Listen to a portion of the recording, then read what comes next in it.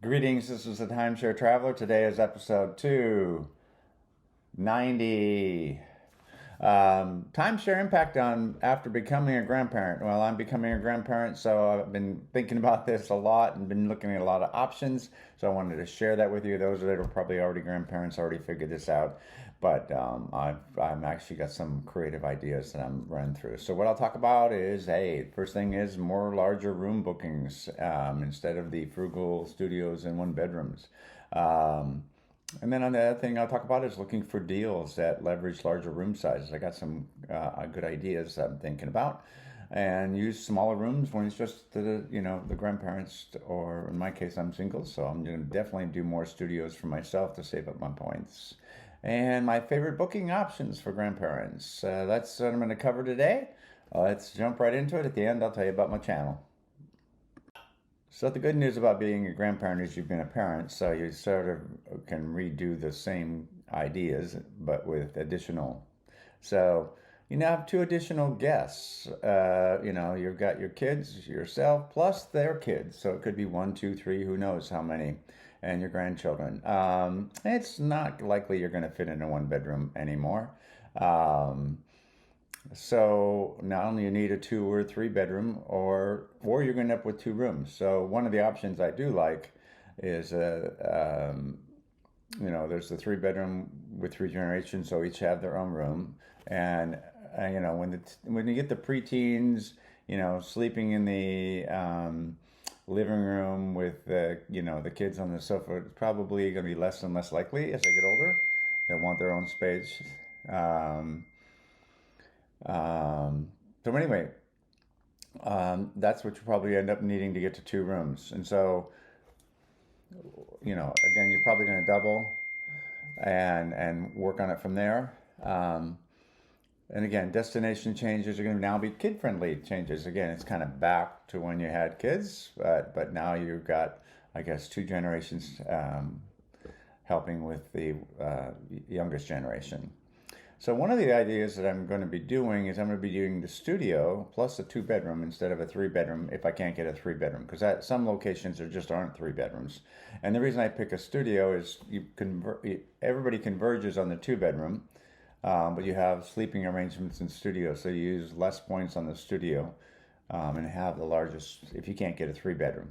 So that's probably what I'm going to be doing more of with that. And then you also end up with the challenge of when you're having just your kids, if you have multiple kids, and then you now have to get definitely multiple rooms when you want to get all of the family together. Okay, now let's talk about looking for deals that leverage larger room size.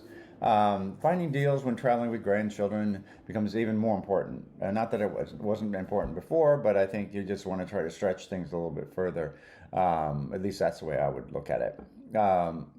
Worldmark's pretty interesting, is that you can often book inventory specials or Monday Madness using cash only, and then use your points kind of where you were going to use them anyway, and then just add in the incremental rooms using cash. Because again, each year it might different, so I wouldn't necessarily go out and buy more points. I would look at more cash option uses depending on who's going to join you.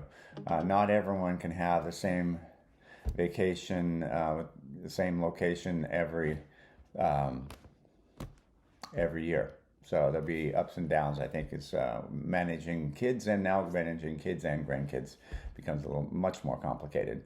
Um, Again, Hilton, I would say leverage the RCI for last call, and look at specials and discounted stays. Like, not necessarily that Vegas is a good example, but right now there are a lot of sales on Las Vegas. And then Marriott, interval to pay cash for the second room. Again, there's a lot of rental capabilities that you can do with Marriott. And again, three bedrooms are available, but limited. So so I think Marriott, you're going to end up, if you got that, you're going to end up, and Hilton as well, you'll end up with a studio two bedroom combination more often than not. So there you go. That's kind of the deals I kind of look for. Um, Let me talk about the next topic. Yeah, other thing to consider here is using smaller rooms when just the grandparents, or in my case, just me, travels. Book smaller rooms when just grandparents travel. Best way to save points for the grandkids. Studios with kitchens become much more interesting because they're much lower point values.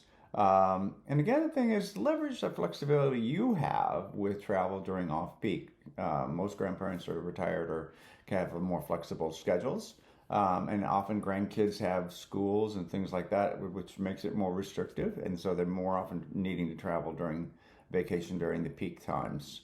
And so that way you should focus your travel to off-peak to sort of keep your credits. And again, the other option is for your only vacations, use the cash only options, because often during the peak periods, the cash only options are less available because those are the peak periods.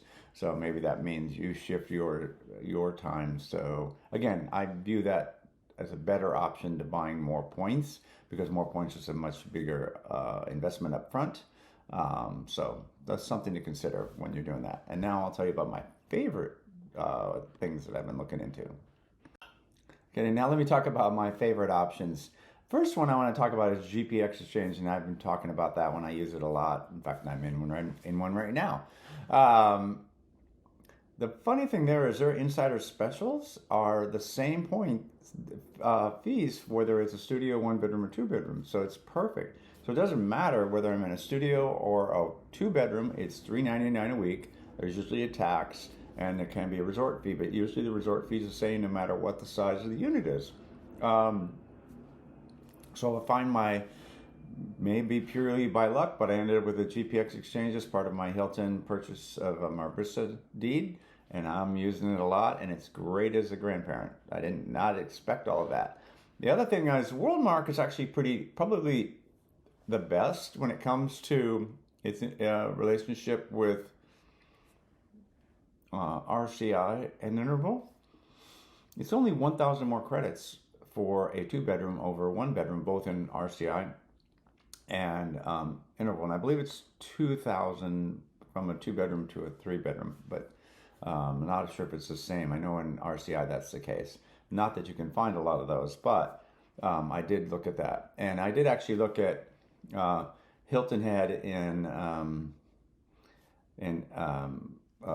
the Marriott using my WorldMark points, and I could get a three bedroom, I think, for 10,000 credits, which was pretty amazing. It's almost, if I tried to book it directly with Marriott, it would cost me more than twice as much. So sometimes if you have WorldMark, seems to be a good deal as far as the larger room sizes. Even regular reservations, usually it's like 8,000 for a studio, 10,000 for a one or two bedroom, and then they go up in increments of 1,000 or 2,000 during peak periods. So I believe Kihei in Hawaii is only 2,000 more for a three bedroom versus a two bedroom. So WorldMark seems to be pretty incrementally smaller than the other timeshares. Hilton and Marriott seem to have much larger. So if you own WorldMark like I do, it's a better option for the grandparent overall, although the quality I would say in Hilton and Marriott is there. So just maybe only 1 week with the grandkids at Hilton and Marriott, and more with WorldMark. And again, the other thing you need to think about is, well, Disney. There's so many timeshares there. If you're thinking about going to Disney, go to Orlando versus LA, even if you have to look at what the airfare costs are. It's just something a little more complicated to look at. So now you have to look at how you're moving a bunch of people versus what the cost of booking a timeshare is. And again, that's just a trade-off. That's a new thing you have to think about, and one of the things I'm sort of sorting my way through myself. Anyway, hope you liked the video. Don't forget to subscribe if you haven't already, and I'll tell you a little bit about my channel now. Hi, this is Cliff, and I'm the Timeshare Traveler. Welcome to my channel. The purpose of my channel is to educate those who love traveling in timeshares. I've been an owner for 15 plus years at timeshare ownership. I have elite ownership with Marriott, Hilton, and WorldMark. I have published over 100 timeshare video reviews, and I've published over 95 timeshare tips. I can be found on Facebook at Timeshare Trav, at Twitter Timeshare Trav, and on the web at www.timesharetraveler.com.